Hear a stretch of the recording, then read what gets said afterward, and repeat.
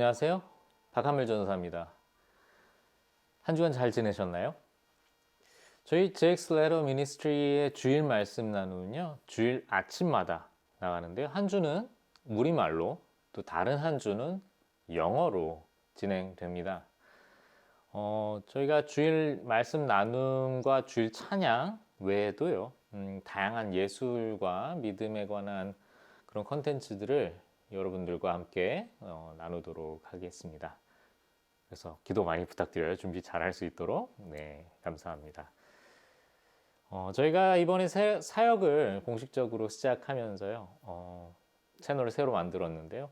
사실 이전부터 제 개인 채널에서 내용을 만들어 왔습니다. 그래서 저희 채널 플레이리스트를 꼭 확인해 보세요. 거기에 이전 내용들을 제가 추가해 놨습니다.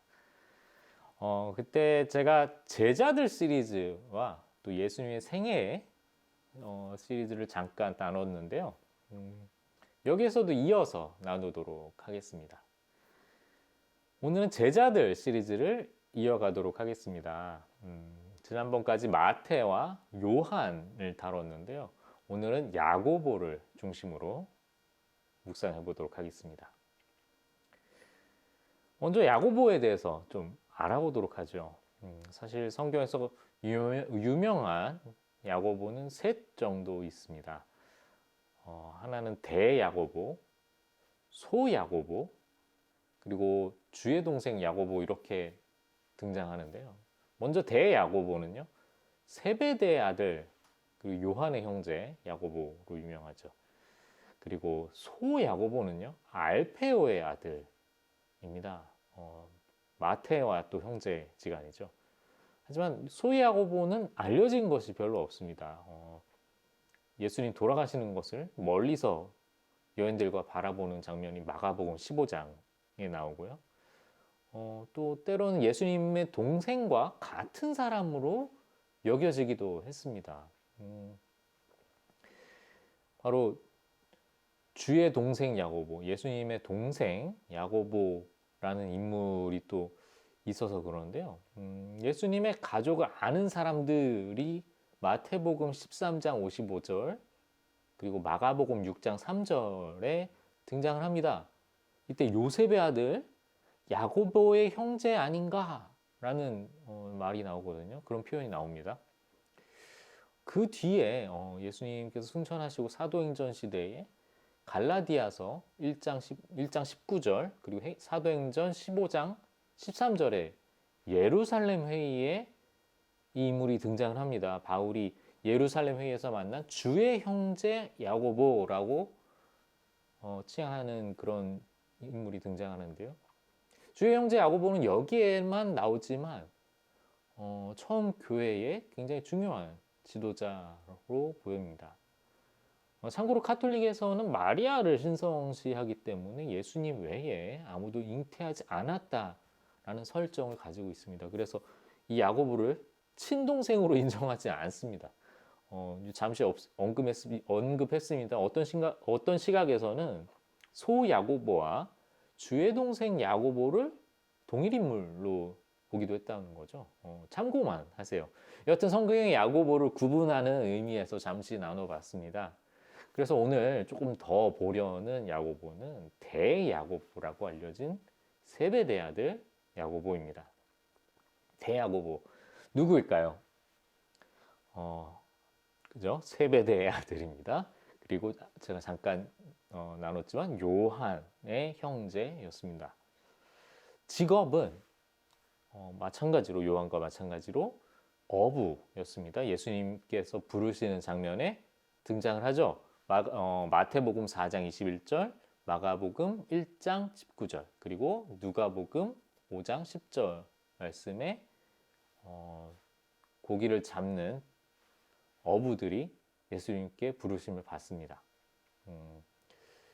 요한 때도 잠깐 나눴지만요. 성경이 요한과 굉장히 유사하다는 것을 알 수 있습니다. 지난번 요한을 한번 좀 복습을 해보자면 보아너게 물의 아들들이란 표현이 마가복음 3장 17절에 나옵니다. 예, 이 야고보와 요한은 물의 아들들이라는 별명이 붙었죠. 또한 성격이 굉장히 급하고 직접적입니다. 권력을 굉장히 탐하는 게 굉장히 잘 드러나요. 예수님이 왕이 되시면 오른손 왼손 요한과 야고보 이렇게 되길 원한다는 표현이 있어요.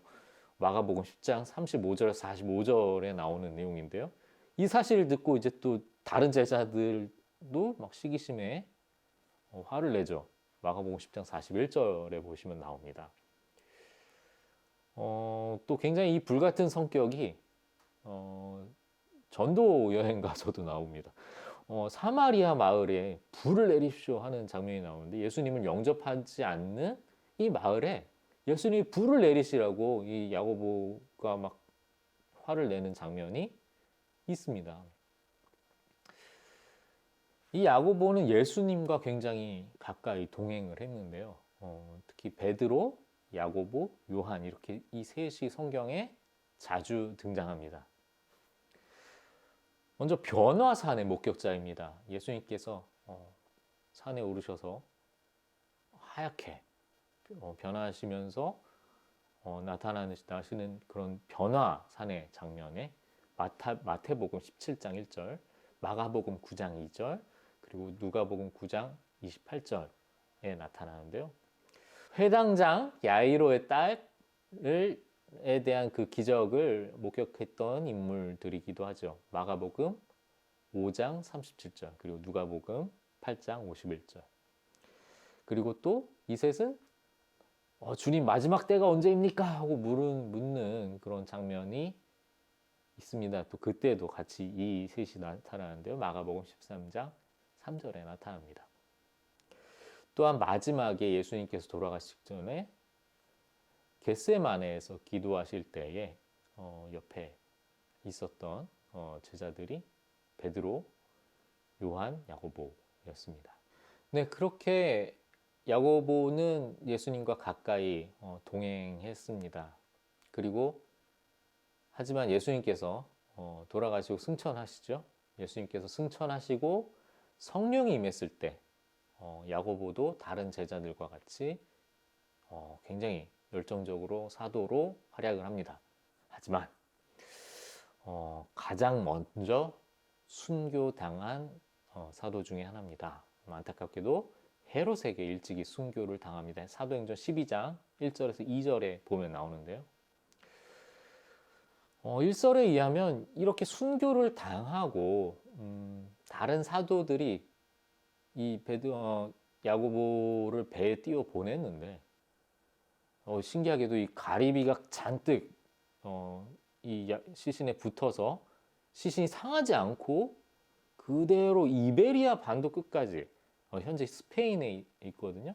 끝까지 가서 도착했다고 하는 그런 설이 있습니다. 그래서 가리비가 야고보 사도를 상징하는 그런 아이템이 됩니다. 물론 이제 이 야고보를 상징하는 아이템이 가리비 말고도 여럿이 있는데요.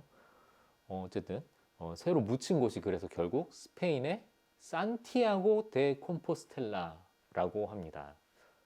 이 전승으로 유럽에선 서쪽 끝인 산티아고 데 콤포스텔라까지 가는 순례의 길이 굉장히 유명해졌습니다. 그렇게 해서 생긴 야고보의 이미지는 다음과 같습니다. 먼저 순례자의 성인이고요. 그리고 용사의 성인의 이미지가 있는데요.